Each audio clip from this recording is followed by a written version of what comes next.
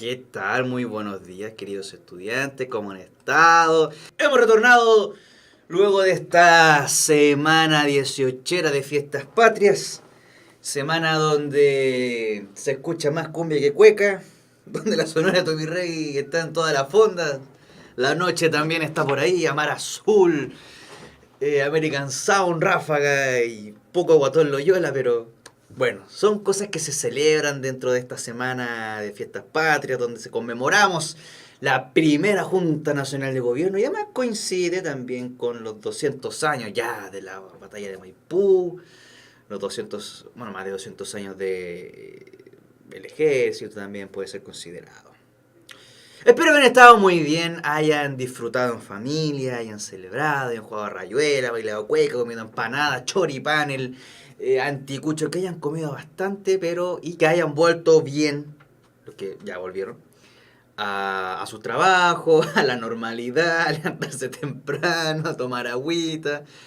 Ahora viene Navidad, Año Nuevo, el verano, hay que empezar a hacer la dieta, comer más ensaladas, hay que ir cambiando toda esa rutina de festejo que algunos pasan la cuenta, pero que vale la pena celebrar. No, es bueno celebrar, es bueno estar contento. Y es bueno estar contento y celebrar porque tenemos hoy en día una organización del Estado bastante adecuada a nuestros tiempos y adecuada para que podamos tener estas libertades como la libertad de darnos, en algunos casos, unos 9 días de celebración, por ejemplo. Espero que esté muy bien. Vamos a comenzar con nuestra clase de días sábados. Muy buenos días, Daniel. Muy buenos días, Manu. Espero que hayan estado muy bien, que hayan estado todo tranquilamente. Vamos a ver entonces qué fue lo que vimos la semana pasada. Nuestro querido gatito de 18 que le gusta bailar nos va a indicar, bueno, las preguntas que habíamos visto la semana pasada, como qué significa política. Habíamos visto que también qué debe ser lo más importante, el sujeto y fin en sí mismo de la política para cuidar la democracia. ¿Cuál es la definición más simple de democracia? Y mencioné una característica de lo que es la democracia. Bueno, tenemos que política, lo que significa política en su origen griego, su origen clásico, quiere decir que política es el bien común. Es aquello que es bueno para todos, bueno para el común de la gente. Es un bien, algo bueno, esa cosa buena que todos compartimos. Como por ejemplo tener la libertad, tener igualdad ante la ley y el respeto a la dignidad humana. Dentro de eso podemos ver un bien común es la celebración de fiestas patrias. Poder desplazarse por la calle, tener libertad de expresión, libertad de acción siempre y cuando vaya respetando las leyes, por si acaso. Porque la ley debe estar siempre enfocada a ese bien común.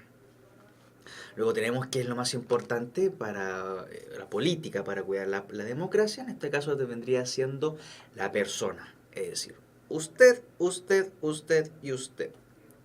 Porque la persona es el que mueve la política, o la que mueve la política, el que mueve también el mercado y, bueno, si esa persona alcanza su fin último, que es la felicidad, bueno, perfectamente la política está cuidando la democracia porque somos nosotros los que hacemos política y nosotros los que, o nosotras los que implantamos la democracia.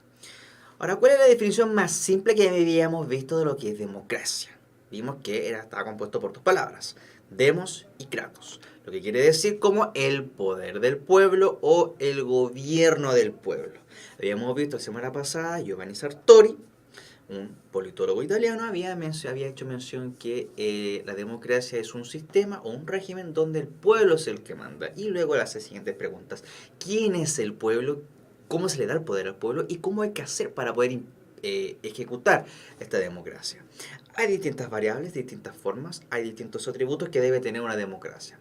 Primero, tiene atributos permanentes y tiene atributos variables. Dentro de los permanentes está el Estado de Derecho, que es el que permite que existan el respeto a las leyes, a las constituciones, que deben, por supuesto, salvaguardar la libertad, la dignidad humana y la igualdad de las personas. Y por último, mencionar una característica de la democracia. Tenemos estas y me parece que tenemos muchas más, como por ejemplo, elecciones periódicas, libres, informadas, respeto al Estado de Derecho, organización de una oposición al gobierno, por supuesto, autonomía de los grupos intermedios. Los grupos intermedios, recordemos que son los grupos que existen entre el Estado y la sociedad. Todos esos grupos que están entre medio, que son empresas, son colegios, son institutos de salud, clubes deportivos, todas esas organizaciones que son, por supuesto, humanas, pero que no dependen del Estado, sino que dependen de los grupos ciudadanos, serían los grupos intermedios. Si eso tienen autonomía, se puede decir que sí, estamos en un Estado de Derecho. Tenemos también un gobierno de mayoría con respeto a las minorías, respeto a la dignidad humana, a los derechos humanos, a la libertad, la igualdad, el pluralismo político y solución pacífica siempre de los conflictos. Recordemos que durante toda la historia, en este caso, la historia de Chile, la historia de Chile está llena de guerras civiles, está llena de golpes de estados. Quien le diga que Chile tiene una larga tradición republicana, no sé qué estará viendo. Pero Chile lo que más le había faltado es vida republicana y democracia. Hoy en día podríamos decir que tal vez Chile tiene la cúspide política, porque por primera vez en mucho tiempo Chile tiene una estabilidad política y una estabilidad económica que se confabulan para poder tener un bienestar de las personas y se solucionan los conflictos de manera pacífica. ¿Cuáles eran los conflictos que no se solucionan de manera pacífica? Bueno, tenemos 1891, tenemos 24, 1973, 1830 y tanto, tenemos un montón de problemas de poderes. Por ejemplo, puede ser el Congreso que se pelea con el presidente, luego el ejército se divide en dos y empiezan a agarrarse del moño y no se sueltan. ¿Y quiénes son los que pagan? Todas las personas que están dentro del país. Bueno, precisamente lo que vamos a ver también hoy es una definición de lo que es la república. Pero primero, antes de entrar en ese punto, vamos a ver que lo que vamos a ver hoy día va a ser el funcionamiento de este sistema democrático, que es el Estado, y la organización del Estado, que es del Estado chileno. Nuestro objetivo va a ser conocer la organización del Estado chileno y por lo tanto debemos saber que, como bien dice Manu, república es la cosa pública, pero aparte de esa definición semántica y la definición de la palabra, de la cosa pública, tenemos que también, en concreto, la república sería la división de los poderes que tiene el Estado, que tiene tres. Uno es el ejecutivo, el otro es el legislativo y el otro es el judicial. A todo esto le llamaron la cosa pública, la cosa que es de interés de todos. ¿Y a quién se le ocurrió? ¿O quién lo nombró, mejor dicho? ¿Cierto, señor Alonso? Fueron los romanos, en la época clásica, la edad antigua. A ellos se les ocurre que hay que dividir los poderes del Estado, porque esto es de interés público, es de interés de todos. No puede ser que en una sola persona esté la facultad de dirigir el país, o dirigir el Estado, decidir cuáles son las leyes que se van a aplicar, y a quién y cómo se le va a aplicar esa ley. Es por eso que ellos decían, bueno, el poder legislativo, ¿quiénes van a hacer las leyes? Van a ser los representantes del pueblo. En ese caso, la idea de los romanos fue establecer un senado, que iba a tener mucho ojo con que fuera quien estuviera en el gobierno, que pueden ser los cónsules o posteriormente los emperadores. Claro que ya no era república. Estoy divagando un poco. Bueno, pero la idea era que el poder no estuviera concentrado en una sola persona, sino que, como es de interés público, ¿cómo se va a gobernar el país? ¿Cómo se va a dirigir, el Estado? ¿Qué leyes se van a crear? ¿Y cómo se van a aplicar? Tiene que ser de interés de todos. Vamos a dividir los poderes en tres, porque es de interés público. Veamos entonces cómo es... No, arriba. Me tengo que mover. Aquí. Vamos a ir por esta cosa que va a ser bastante denso, así que por favor prepárense. Si no alcanzan a notar, tomen una fotito. En todo caso, este video va a quedar arriba en YouTube, así que los pueden revisar y luego tomar el apunte. Por mientras, ahora escriban un par de ideas que voy a estar mencionando.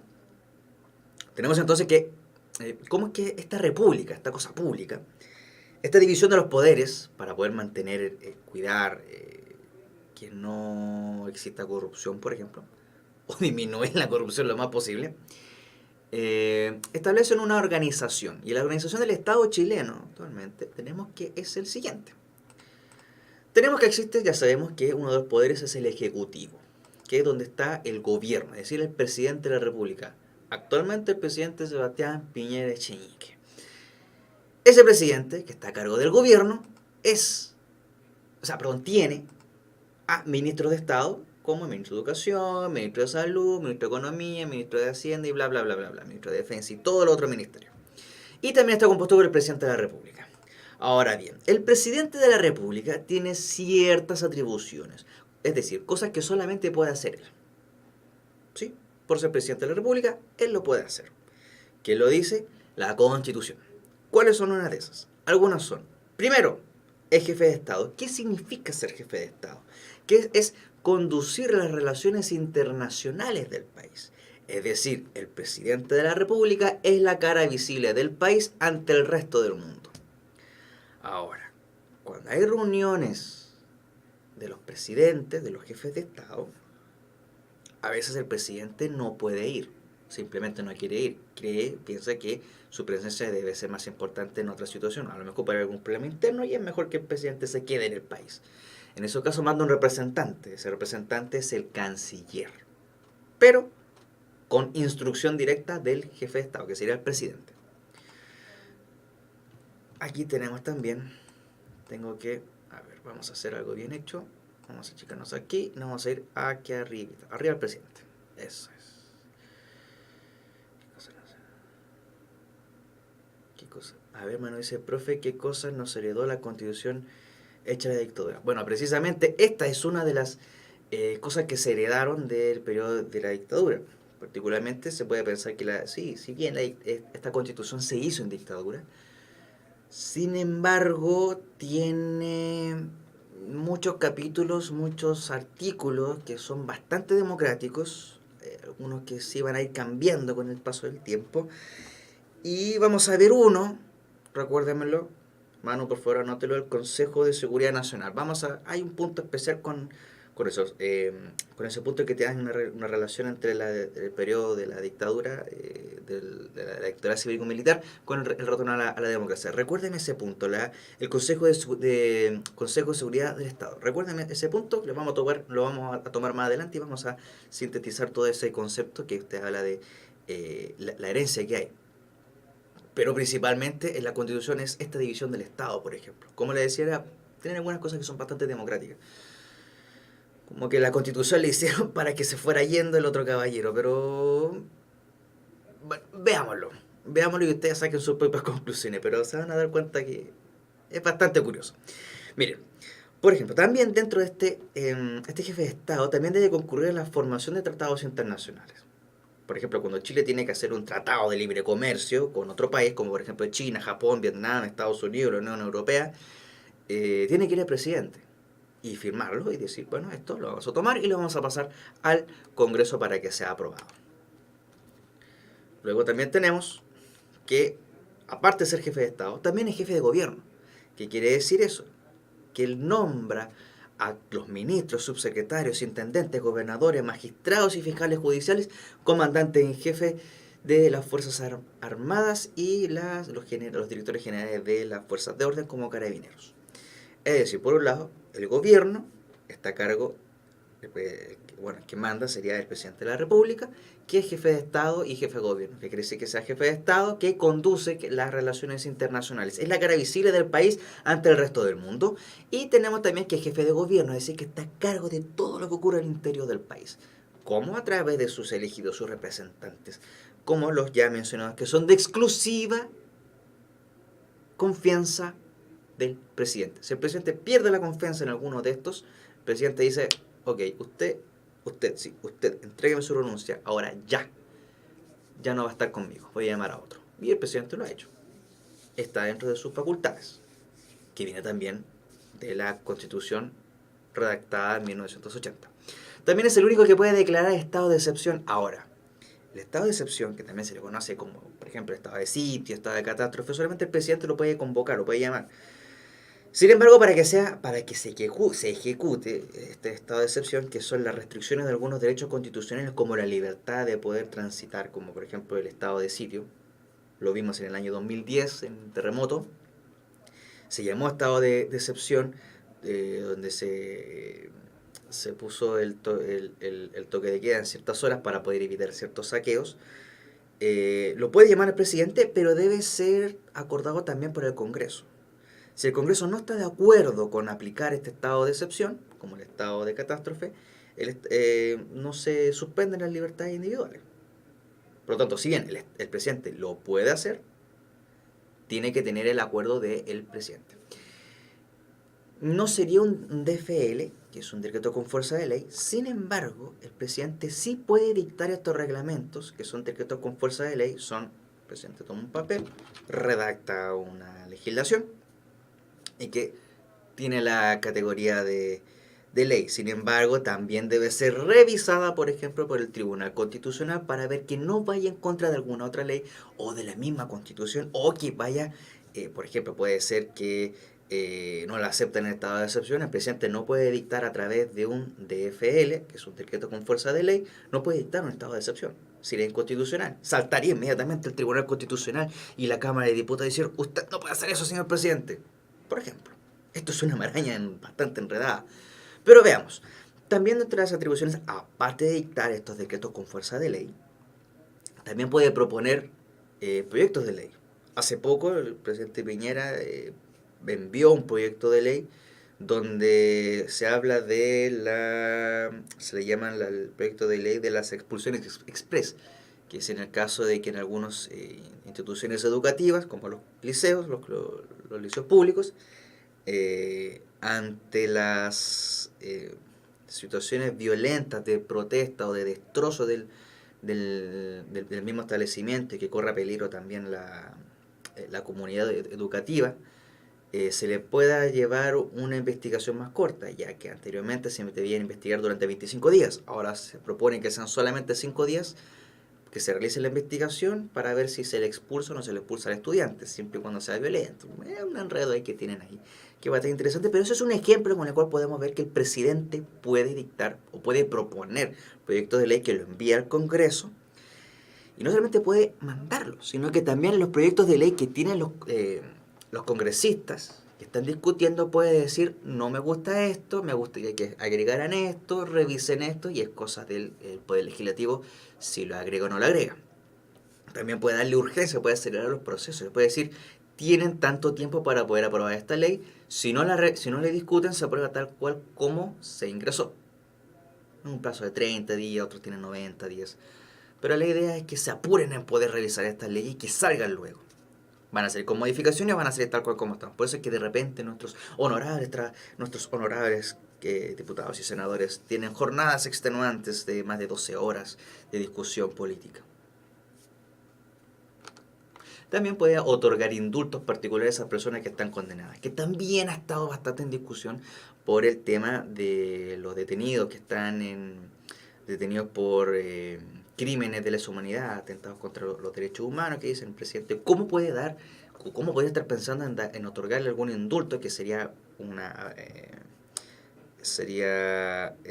permitir que esas personas que están detenidas, que están en una situación de enfermedad terminal, puedan salir de prisión y puedan ir a su casa, estar con su familia, siempre y cuando, por ejemplo, sea una situación de enfermedad terminal? O puede ser, a lo mejor, en algunos casos, que sean unas personas que habían tenido, puede ser una intachable conducta anterior, pero que tiene ciertos problemas, que el presidente le otorgaba el indulto y dice: está bien, usted es una persona que está arrepentida, me lo ha solicitado, y yo le indulto la pena. Por lo tanto, la persona podría salir libre. Manu me pregunta si un decreto con fuerza de ley puede prohibir, por ejemplo, el aborto aprobado por el Congreso. No podría, porque estaría yendo en contra de el poder legislativo. El poder legislativo tiene su autonomía propia. Por lo tanto, y no está en la misma Constitución que el presidente pueda cambiar esa ley.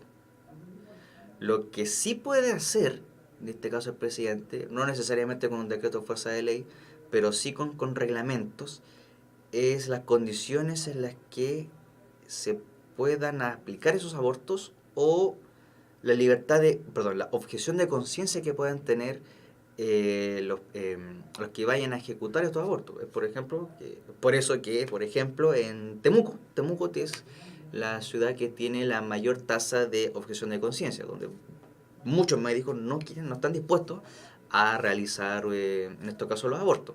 Sí, el presidente puede vetar leyes, aún puede vetar leyes.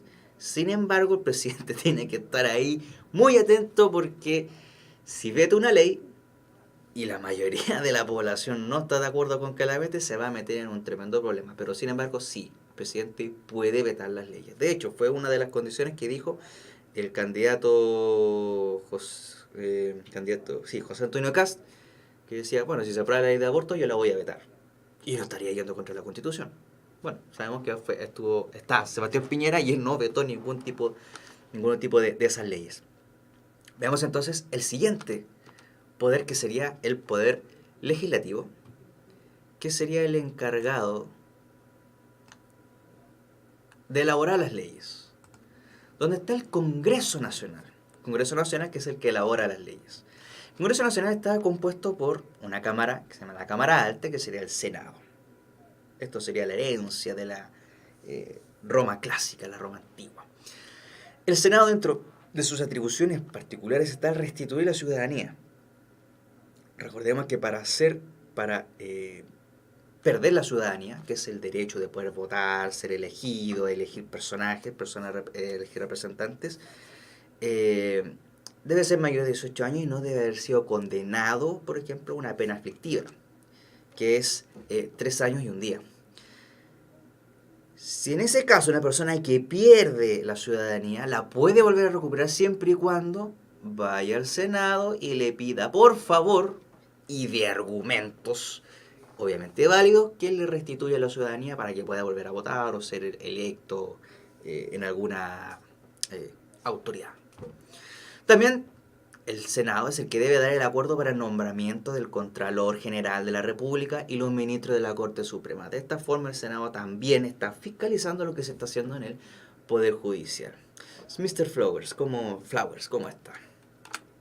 Tenemos también que existe la Cámara de Diputados. En esta Cámara de Diputados, una de sus funciones exclusivas es la de fiscalizar los actos del gobierno, es decir, revisar qué cosa está haciendo el gobierno, si es constitucional o inconstitucional. Por ejemplo, si la Cámara de Diputados considera que el presidente o alguno de sus ministros no está cumpliendo con alguna de sus funciones, le puede decir, señor presidente o señor ministro tanto, debe remitir los antecedentes de su función a tal comisión para que la podamos revisar. Y lo que van a hacer va a ser revisar todos los pasos que haya seguido aquel ministro o el mismo presidente. En esos casos, la Cámara de Diputados también puede citar a los ministros de Estado, que son los ministros de Educación, de Salud, de Transporte, que han sido muy llamados a la Cámara de Diputados, sobre todo los de Educación y Transporte, por el tema de Transantiago, por el tema de la gratuidad de la educación,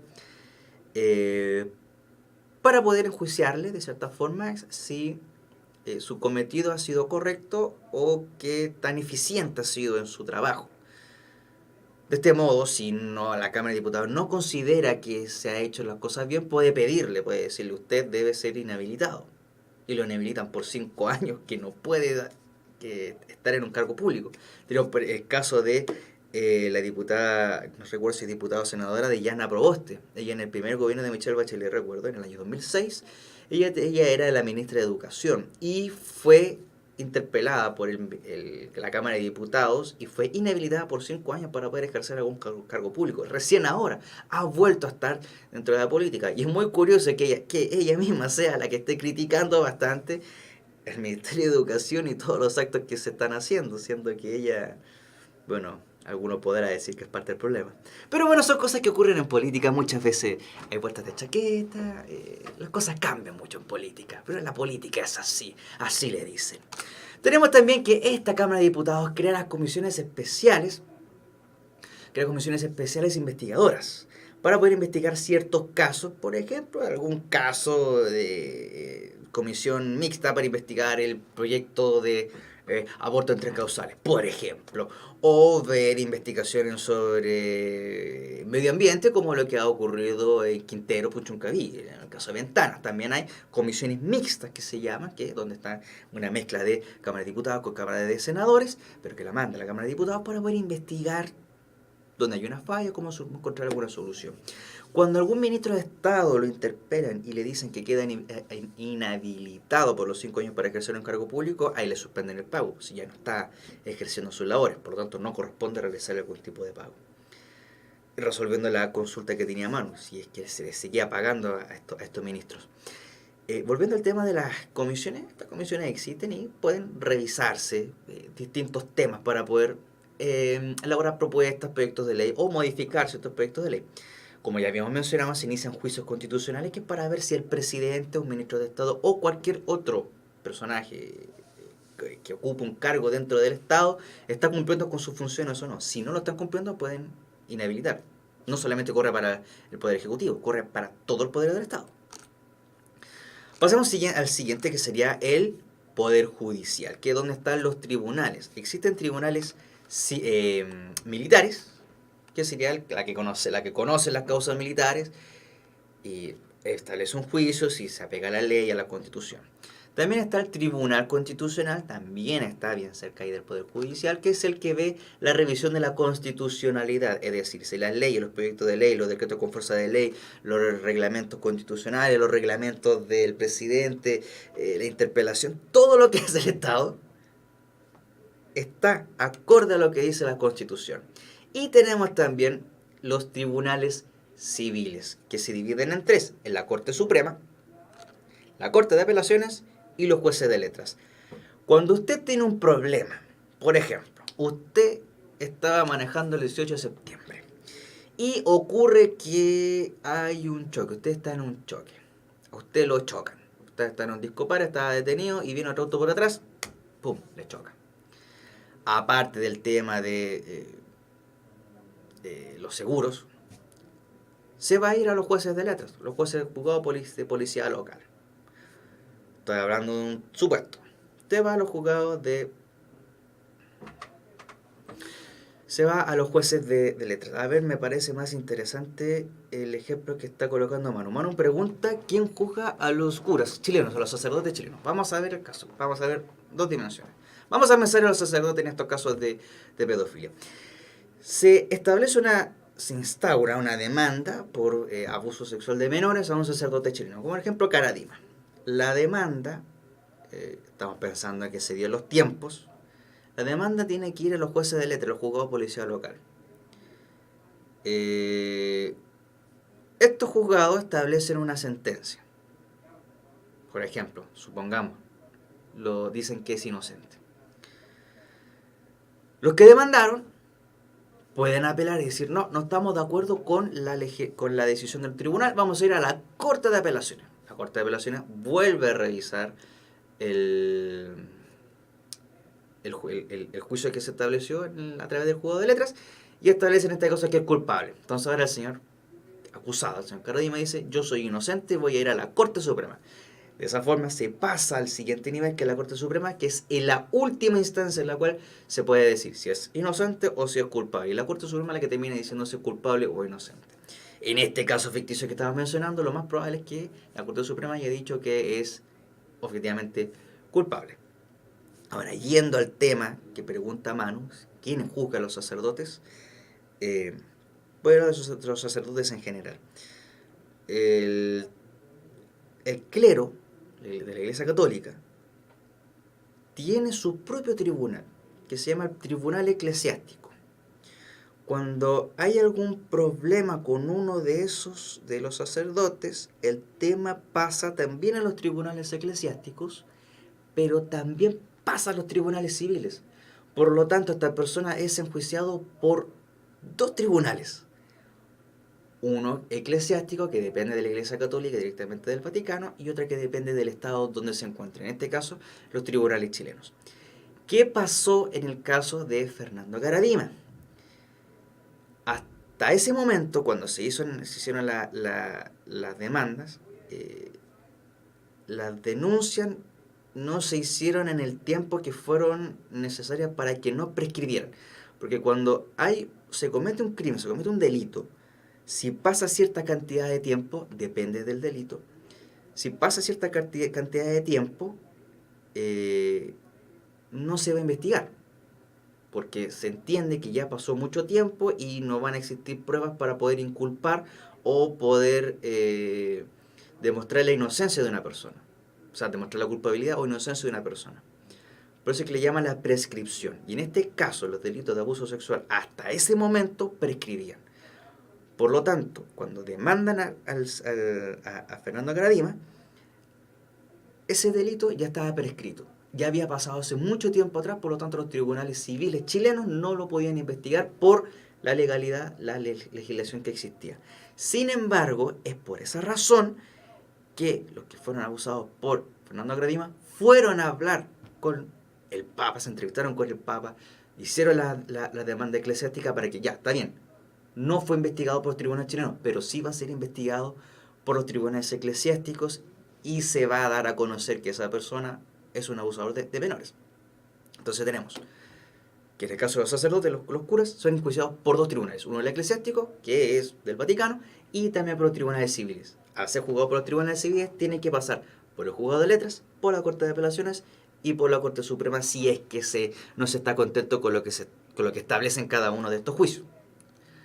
Sigamos con lo que debe hacer estos tribunales, que es conocer las causas civiles y criminales. Causas civiles puede ser, por ejemplo, el caso del choque que estaba hablando, sería una causa civil. Y una criminal sería un abuso de menores, por ejemplo. Debe resolver las causas son las llamadas las denuncias, las demandas que están dentro de los juicios y ejecutar los juzgados. Es decir, dice, usted es culpable, usted debe cumplir con cierta pena. O conoce la causa y dice, este delito, este crimen ya está prescrito, ya pasó demasiado tiempo, por lo tanto no se puede juzgar. Y no hay nada que hacer. Actualmente, no recuerdo bien si ya se aprobó que los delitos, los abusos contra menores ya no pueden prescribir. Pero lo último que supe fue que sí se ingresó a la Cámara al Congreso, que se modificará esa ley para que no se permitiera que los abusos de menores prescribieran, es decir, que siempre se pudiesen juzgar. Me parece una idea bastante plausible. Bien, tenemos aquí la fuente en la cual saqué toda esta información, que es pública, de la cosa pública, de la República. Donde pueden ver aquí, por ejemplo, algunas páginas que se les recomiendo bastante para poder revisar la parte de la institucionalidad chilena, que tiene que ver con la página que se llama leychile.cl o la BCN, que es la Biblioteca del Congreso Nacional. Tiene bastante información, no tan buena como lo presento yo, pero sí tiene bastante información. Ahora, unas pequeñas actividades para que vayamos sintetizando y a ver si vamos captando las ideas. Y es primero, la pregunta es, ¿cuáles son los poderes del Estado? A ver, Manu, Daniel, Mr. Flowers, ¿cuáles son los poderes del Estado? Recordemos que eran tres, que tienen que ver con la res pública, con la cosa pública. Eran tres. Uno es el que gobierna, otro es el que hace las leyes y el otro es el que ejecuta las leyes, y aplica las leyes y aplica la justicia. Teníamos tres, 1, 2 y 3. Despierten. Legislativo, judicial, casi. Es ejecutivo, legislativo y judicial. Da lo mismo el orden. Sin embargo, aquí les voy a mostrar. Ahí está. Voy a mostrar que tenemos. Aquí tendríamos el Palacio de la Moneda, que representaría a el poder ejecutivo, que es el que ejecuta, la cara visible del país, la cara visible del Estado, que sería el presidente de la República. Tenemos al Poder Legislativo, que sería el Congreso Nacional, que está en Valparaíso, donde están los diputados y los senadores. Y tenemos los tribunales de justicia, que este sería, me parece que era el de la Corte Suprema, que está, aquí en el Centro de Santiago, que es el encargado de aplicar las leyes. Tenemos también la siguiente pregunta que dice, muy bien, Daniel, Ejecutivo, Legislativo, Judicial. Pregunta número 2. ¿Cuál de estas atribuciones es exclusiva del Poder Ejecutivo? Poder Ejecutivo, presidente de la República. ¿Cuál de estas atribuciones es exclusiva del presidente? Conocer las causas civiles, conducir las relaciones internacionales, restituir la ciudadanía, votar proyectos de ley. A, B, C o D. ¿Cuál de estas cuatro sería una atribución? B de burro, conducir las relaciones internacionales. Muy bien, conducir las relaciones internacionales. ¿Quién conoce las causas civiles? Los tribunales de justicia, que es el poder judicial. ¿Quién restituye la ciudadanía? El Senado, la Cámara Alta, el Senado a través del Congreso. ¿Quién vota los proyectos de ley? Diputados y senadores en el Congreso, ambos de manera simultánea. Número 3. ¿Cuál de estas atribuciones es exclusiva del Poder Legislativo? Vetar las leyes, revisar la constitucionalidad de las leyes, discutir y votar las leyes, ejecutar los juzgados por las leyes. Sí, vamos a revisar el consejo. Después de estas preguntas viene esa parte. ¿Cuáles son? Bueno, para que vayamos avanzando, porque estoy viendo la hora. Sí, vamos a apresurar un poquito. A ver, el Poder Legislativo. Letra B, ¿estás seguro? Era la C. Discutir y votar las leyes. El legislativo es el que vota las leyes. Muy bien, Daniel. Es el que vota las leyes. Es el que crea, es el que dice, bueno, esta ley va a ser ley de la República, así que la vamos a aprobar.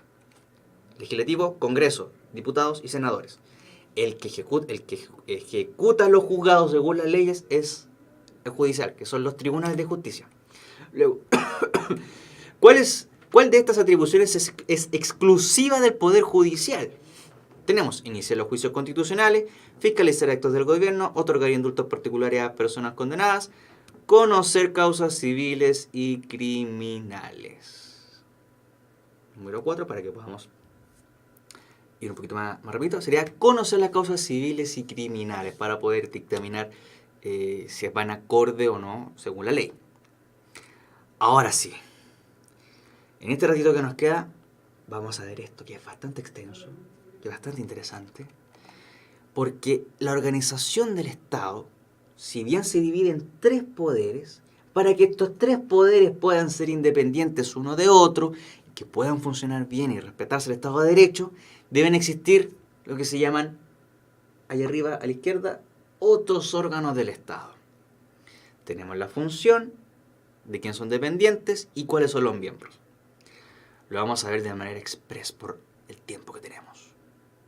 Dentro de los otros órganos del Estado está, por ejemplo, el Ministerio Público.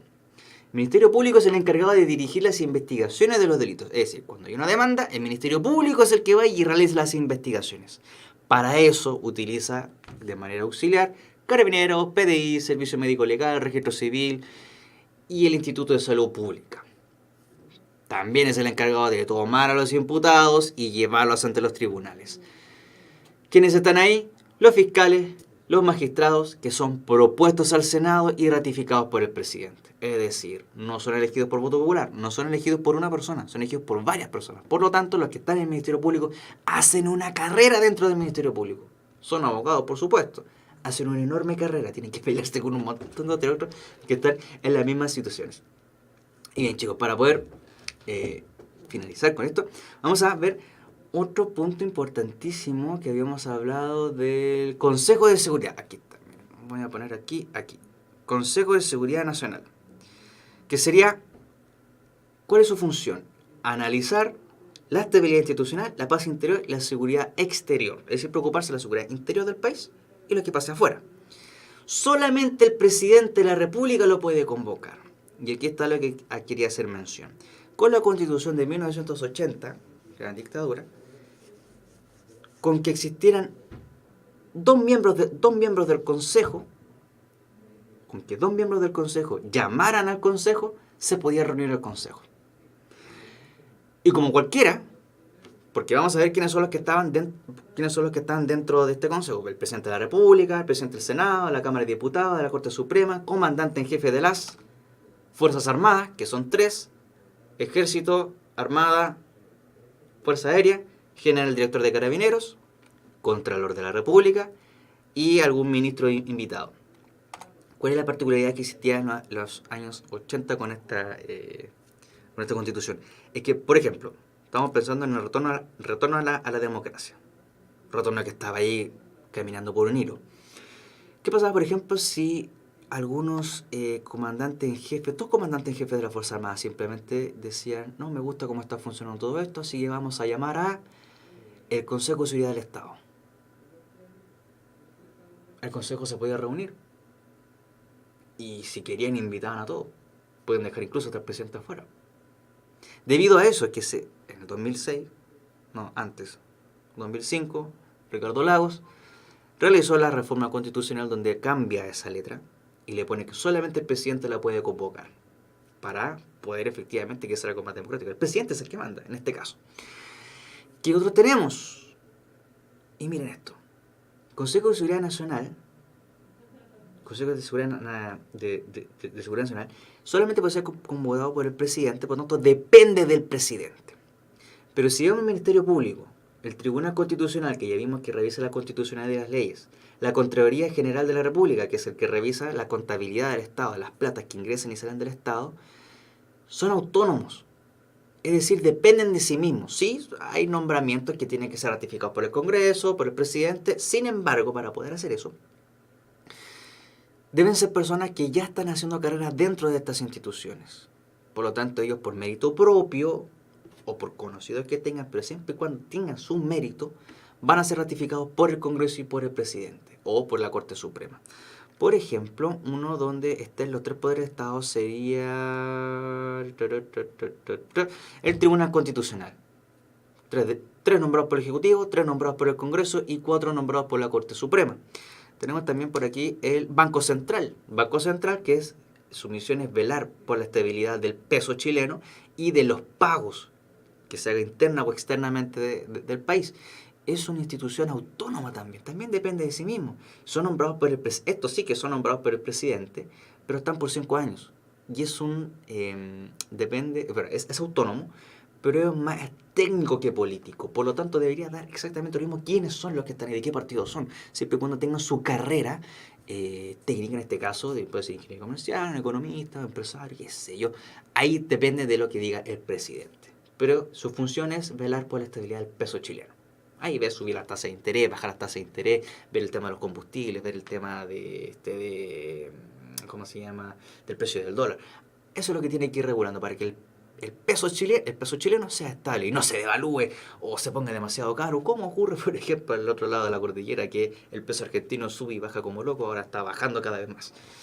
Y tenemos, por ejemplo, un caso, ya para cerrar el tema, sería el gobierno de administración al interior del Estado, que, bueno, son los encargados de administrar el territorio, también son autónomos. Sin embargo, tenemos tres tipos de gobiernos territoriales. Uno sería el intendente, que es el que está a cargo de las regiones. Intendente, habrán escuchado, intendente de la región metropolitana, o la intendente en este caso. También existen los gobernadores, que son los representantes del presidente, que están viendo las provincias. Recuerden también que todos los que nombra el presidente son de exclusiva confianza de él. Si pierde su confianza, el presidente les puede pedir la renuncia. Y por último tenemos a los alcaldes, que son de las comunas y son elegidas por voto popular. Nuevamente esta tabla. ¿Dónde está el resto de las instituciones? Chicos, espero que les haya gustado esta clase. Ya nos va quedando la última de nosotros. Espero que estén muy bien, que tengan un buen lunes. Nos vemos la próxima semana. Adiós Manu, adiós Daniel, adiós señor Flores. Nos vemos la próxima semana. Adiós.